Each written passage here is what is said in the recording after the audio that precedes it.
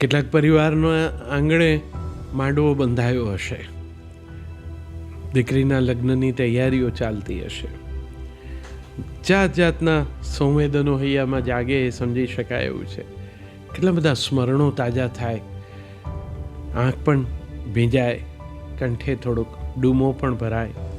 માતા પિતાની એ લાગણી તો વ્યક્ત થાય, પણ દીકરી પોતે એ ક્ષણે શું અનુભવતી હશે? એક રચના એવી: જન્મો જન્મ હું તો માગું અવતાર, રૂડો માગું અવતાર દીકરીનો. કેટલાક લોકોને વાંધો હોય છે કે દીકરી તરીકે નથી જન્મવું, કારણ કે એને કેટલીક મર્યાદાઓમાં રહેવું પડે, દીકરાઓને તો બહુ આઝાદી હોય છે. પણ વાસ્તવમાં આ દીકરીના મનોભાવ આ છે કે જન્મો જન્મ હું તો માગું અવતાર, રૂડો માગું અવતાર દીકરીનો. એક જ અવતાર મહી કેટલા અવતાર જીવું, લાવો મળ્યો છે જિંદગીનો, હું તો માગું અવતાર દીકરીનો.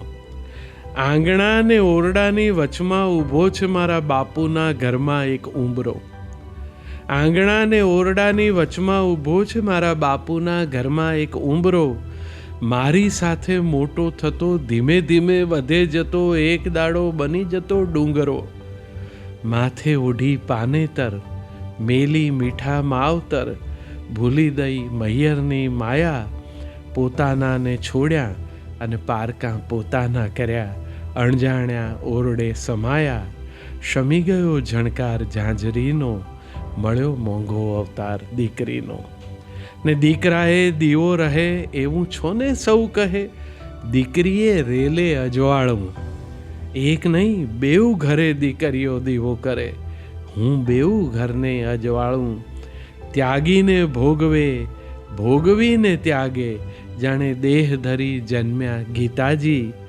દીકરાથી અદકી હું શાને થાઉં દીકરો, હું દીકરી થઈને રાજી રાજી.